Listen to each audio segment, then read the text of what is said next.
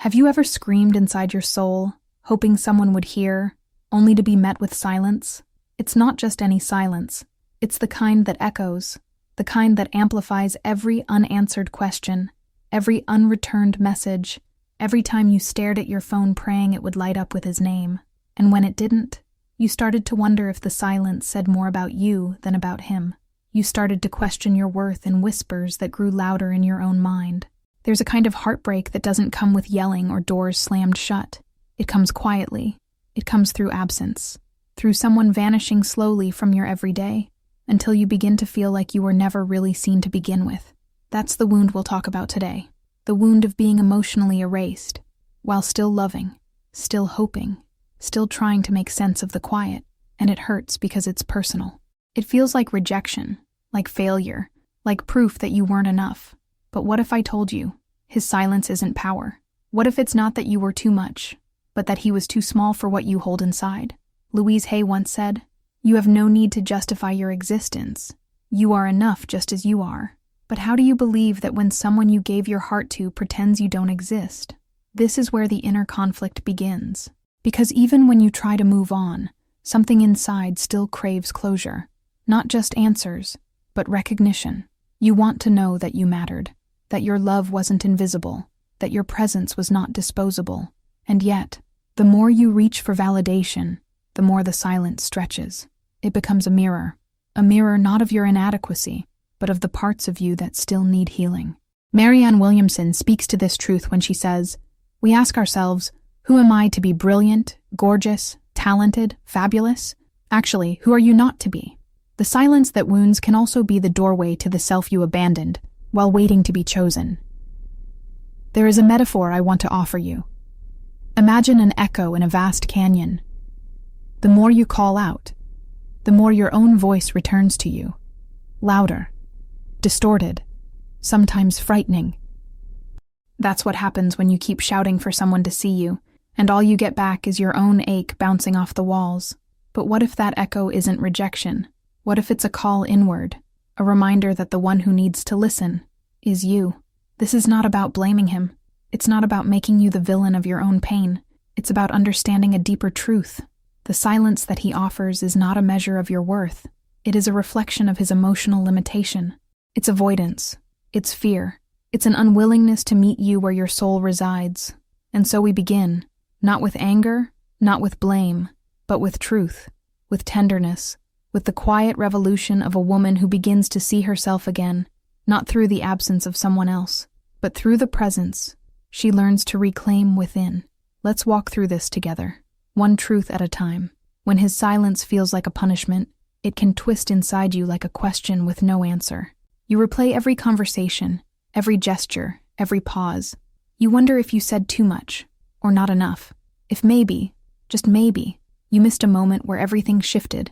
It becomes a cycle, a quiet spiral where you take his absence and turn it into evidence against yourself. But here's what most women don't hear enough. His silence is not your punishment. It is not a sign of your failure. Often it's a sign of his own weakness. His inability to communicate, to stay present, to deal with discomfort or emotional truth. That isn't strength. It's not control. It's a fracture within him, one that he might never admit, because admitting it would mean facing himself. Louise in her wisdom, reminds us, "I lovingly release the need to feel guilty. I am free." And yet, so many women carry guilt that was never theirs. Guilt for caring, guilt for hoping, guilt for expecting reciprocity in a space that offered only confusion. But the truth is, you didn't break anything. You just reached for connection in a place where he wasn't ready to meet you. And instead of owning his fear, he handed it to you, disguised as silence. This kind of emotional distance often masquerades as power, like he holds the cards, like he decides when and how things unfold. But silence used as a weapon is not maturity. It's avoidance. It's a retreat into self-protection. And it leaves you carrying a pain you didn't cause, but that you now have to untangle. It's easy to confuse that kind of behavior with strength. It's easy to believe that the one who pulls away must have more control, more certainty, more ground beneath them. But what if that isn't true? What if the one who stays, who feels deeply, who sits with the ache instead of running, what if that person is the strongest one in the room? pain doesn't always come with explanation. Sometimes it comes with silence, and that silence, especially from someone you trusted, feels like exile. But here's what's quietly revolutionary: realizing that his silence is not your reflection, it's not your identity, it's not a verdict on your value. You are not being punished. You are being protected. Protected from continuing to pour your heart into a space that could not hold it. And as painful as that realization is, it is also the beginning of freedom. The beginning of a new kind of seeing, not of him, but of you, of the tenderness you carry, of the depth you offer, of the love you give that deserves to be received, not ignored. And so, even in the ache, even in the not knowing, something sacred begins to rise. A quiet knowing, a truth that says, I did not cause his silence, but I can choose what I make of it now. There's a kind of illusion that creeps in slowly, one that whispers, he must be better than me. When someone ignores us, especially someone we've let into our most tender spaces, the brain creates a cruel trick. It assigns meaning to the silence, and often, that meaning sounds like shame. We start to believe that his emotional distance is a form of superiority, that his coldness must mean he's more in control, that our depth is too much, too chaotic, too inconvenient. So we shrink, we perform, we start trying to become someone more acceptable, quieter, lighter, easier to love. But let's pause and look deeper. Ignorance is not a sign of strength. It's a sign of emotional evasion.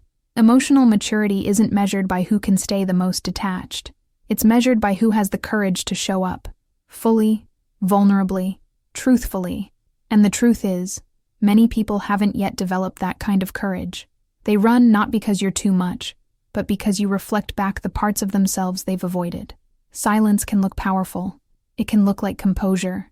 But sometimes, it's just a wall built by someone who never learned how to sit with their own discomfort.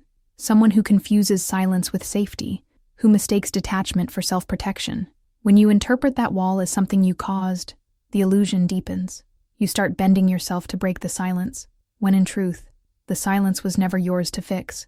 It was his barrier, not your failure. This is where clarity begins to rise.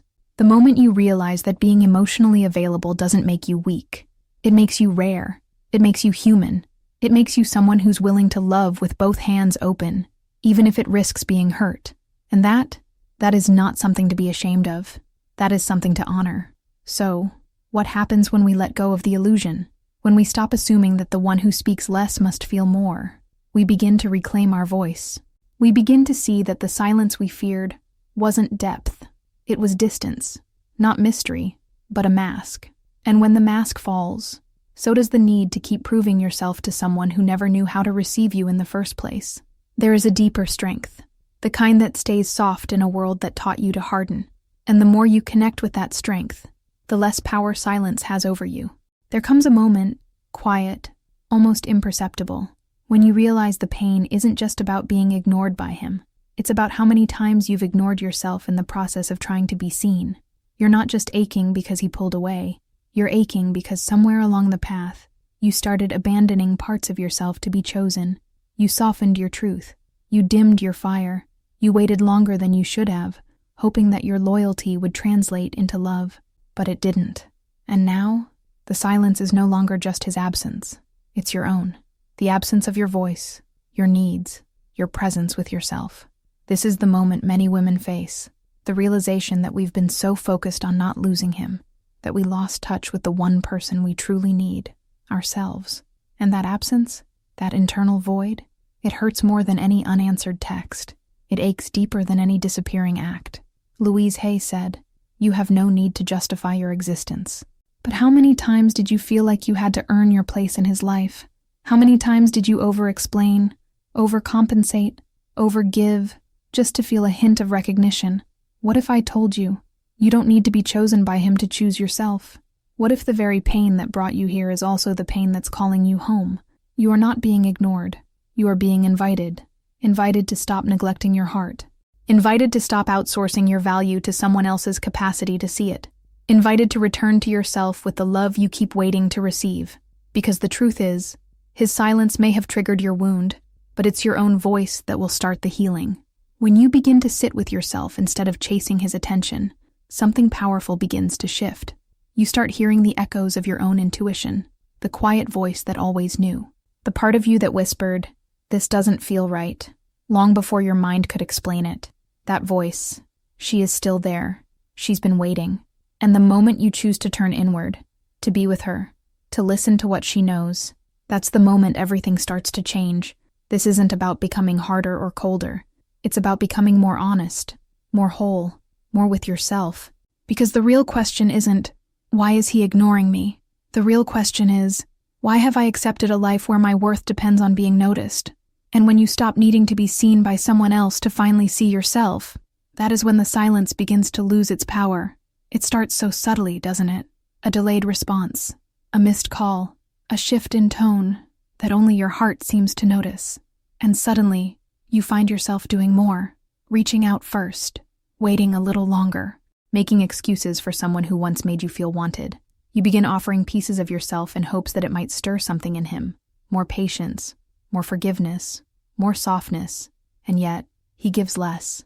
The imbalance grows, but still you stay, convincing yourself that love is supposed to be unconditional, even if that love rarely returns. But this isn't love. This is survival. This is emotional hunger dressed up as loyalty. This is the pattern of chasing emotional crumbs and calling it devotion. It's a dynamic many women fall into, not because they are weak, but because they were taught to prove their worth through effort, that if they just love harder, wait longer, explain better, then maybe he'll stay, maybe he'll change, maybe he'll see. But love that needs to be earned through sacrifice is not love. It's a performance. A longing for validation rooted in old wounds. Wounds that whisper, if you were more, he would stay.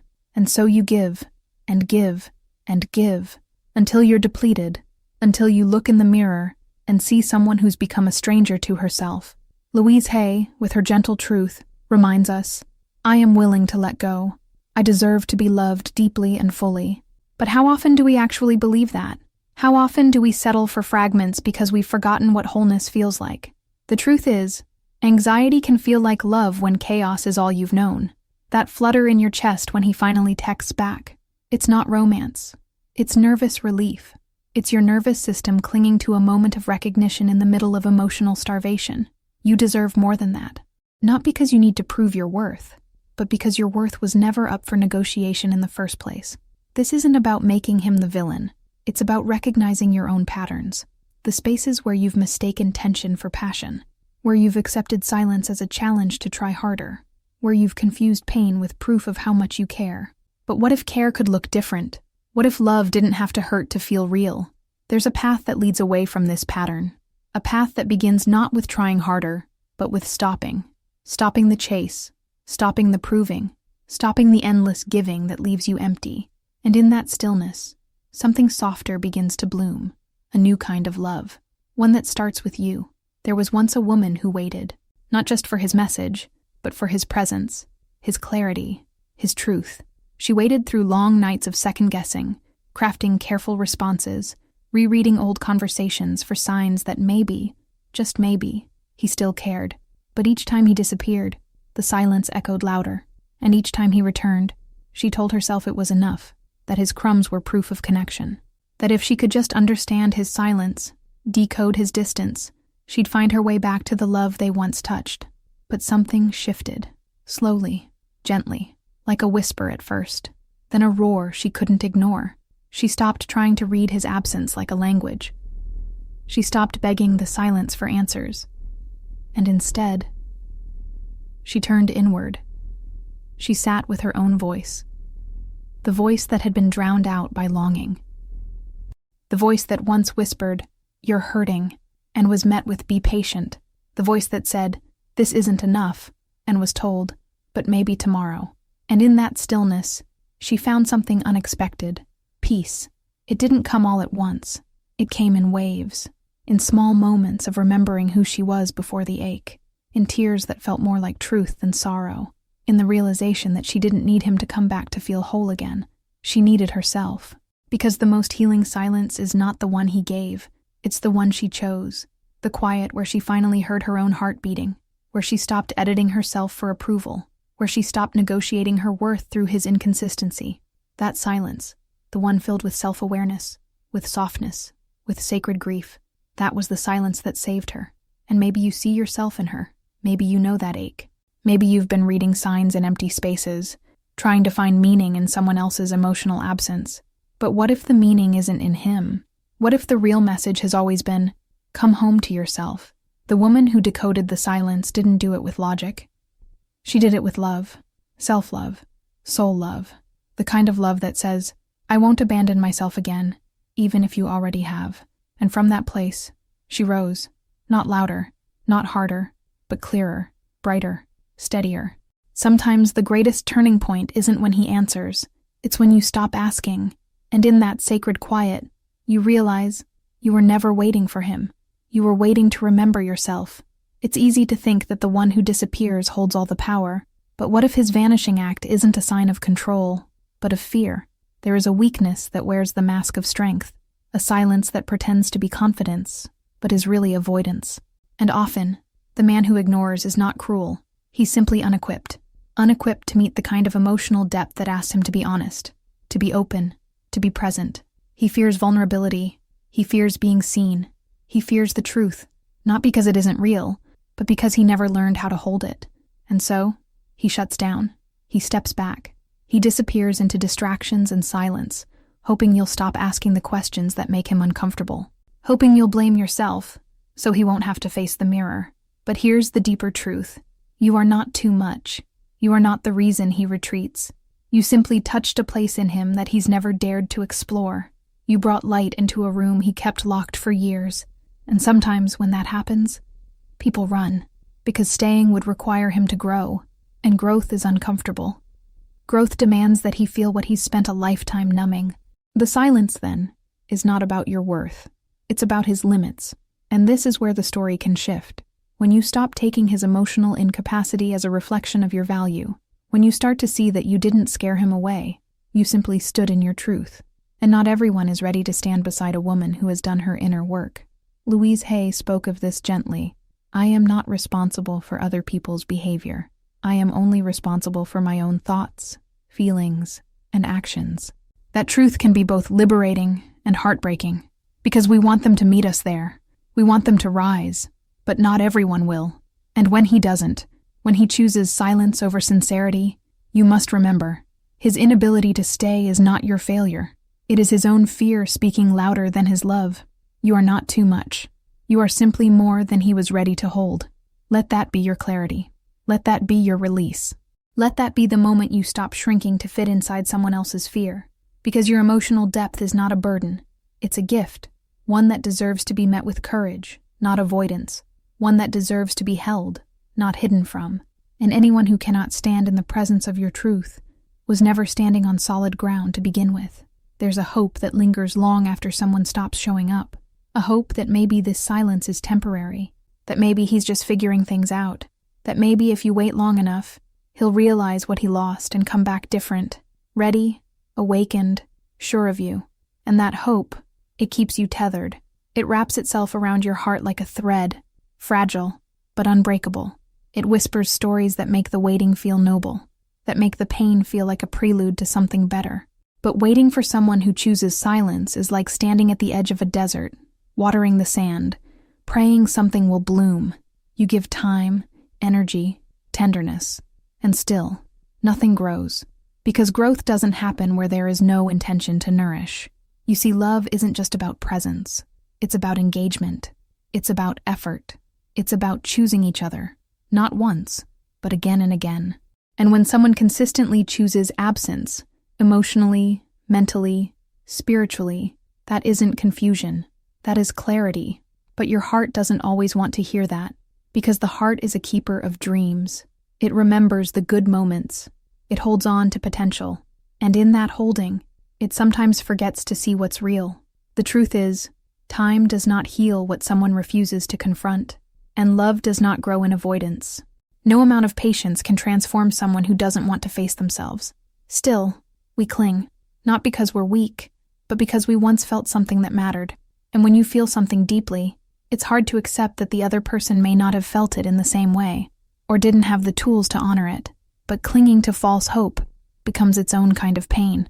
It keeps you in limbo. It makes you a prisoner of maybes. And life, your precious life, is too sacred to be lived on pause. Louise Hay teaches, I deserve to be loved deeply and fully, not eventually, not in theory, but now, here, in the fullness of who you are. So if he's not showing up, if the silence persists, if your soul feels like it's been whispering, this isn't love, maybe it's time to listen, not to the silence, not to him, but to yourself. Because real love doesn't make you wait in the dark. Real love invites you into the light. And the longer you hold on to someone who cannot meet you there, the further you drift from your own warmth. Sometimes, the most painful thing is letting go of what you hoped would be. But that letting go, that surrender, is also the moment you make space for what truly can be. And in that space, healing begins. There's a shift that happens, subtle at first, when you stop explaining yourself, when you stop drafting the perfect message, hoping he'll finally understand, when you stop offering pieces of your heart in long texts that go unread or unanswered. At some point, something in you grows tired, not bitter, not angry, just done. Done with the emotional gymnastics, done with trying to decode silence, done with shrinking your truth so someone else can stay comfortable. And in that stillness, that pause where you choose not to respond, not to reach out, not to explain, you begin to return to yourself. Because every time you tried to justify your feelings, to make him see your worth, you were abandoning something sacred, your peace. Louise Hay said it so clearly, I do not need to prove myself to anyone. And yet, we've all been conditioned to do just that, to prove we're good enough, patient enough, understanding enough, to make ourselves palatable in hopes that someone will finally say, yes, I choose you. But what happens when you choose yourself first? You start to feel the difference between reaction and response, between impulse and intention. You stop needing to fill the silence, and instead, you sit in it, you breathe in it, you find yourself again inside it. Because the woman who responds with absence instead of explanation is not heartless. She is healing. She is reclaiming. She is remembering that her energy is sacred, and it doesn't belong in conversations where she has to beg to be heard. This doesn't mean shutting down. It doesn't mean building walls. It means honoring your boundaries. It means recognizing when your presence is being taken for granted, and stepping back, not to punish, but to protect your soul. There's power in stillness. There's power in no longer performing. There's power in silence. Not the kind he used to hurt you, but the kind you now choose to heal yourself.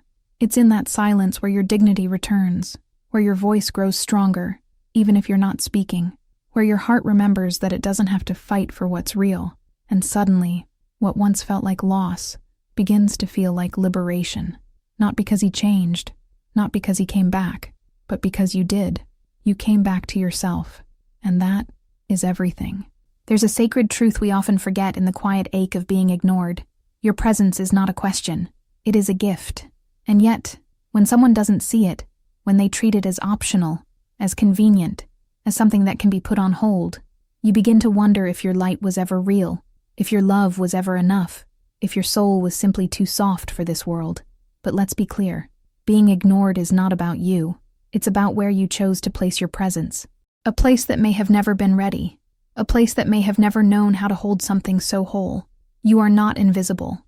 You were just standing in the wrong direction, facing someone who refused to open their eyes. There's a difference between giving and offering. One comes from overflow, the other from depletion. And when you keep placing your presence where it's not honored, not only does your soul begin to dim, but you start believing that maybe it never had light to begin with. But you did. You do. You were the warmth, the steady, the invitation to something deeper. And it wasn't that you weren't enough. It's that your presence asked for something real, and not everyone is ready to give that. So, what now? Do you keep showing up in spaces where your heart is met with silence? Or do you remember that presence? Real presence is a sacred act, and it should never be spent trying to convince someone of your value.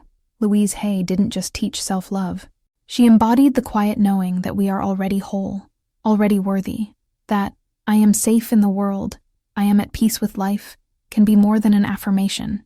It can become a way of being. And Marianne Williamson reminds us, we are powerful beyond measure, not because we shout, not because we demand, but because we no longer leave ourselves in places where love feels like a transaction. Your presence is altar, not background noise, not an afterthought, not a placeholder. And the moment you reclaim that truth, the moment you stop asking, Why doesn't he see me? And start asking, why am I still giving myself to what doesn't nourish me? Everything begins to shift. You return to sacred ground, the kind of ground where your love is not just seen, but cherished, not just noticed, but mirrored. And from that place, that deep remembering, you no longer need anyone else to recognize your light, because you finally see it for yourself. The silence that broke you was also the voice that brought you home. It's strange how absence can speak louder than presence, how the lack of words can echo more than any conversation ever did.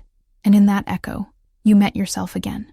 Not the version of you who waited, not the version who begged to be seen, but the version who rose, slowly, quietly, fully. Louise Hay, in her soft wisdom, once said, "I now create a new reality, filled with love and compassion." And that new reality doesn't require his return.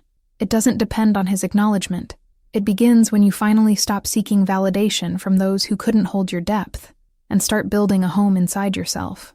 Marianne Williamson reminds us, your playing small does not serve the world. And maybe that's what the silence was showing you all along, that shrinking, silencing, and softening your truth to keep someone close. That was never love. That was fear. And you've lived enough in fear. Now, it's time to choose something else. It's time to become the woman who no longer begs to be chosen, because she's already chosen herself. Think of a candle. Steady, gentle, glowing. It doesn't shout to be noticed. It just burns. It holds its light in silence. And if someone doesn't see it, it's not because the candle is dim. It's because they are still walking in their own darkness. And so you burn.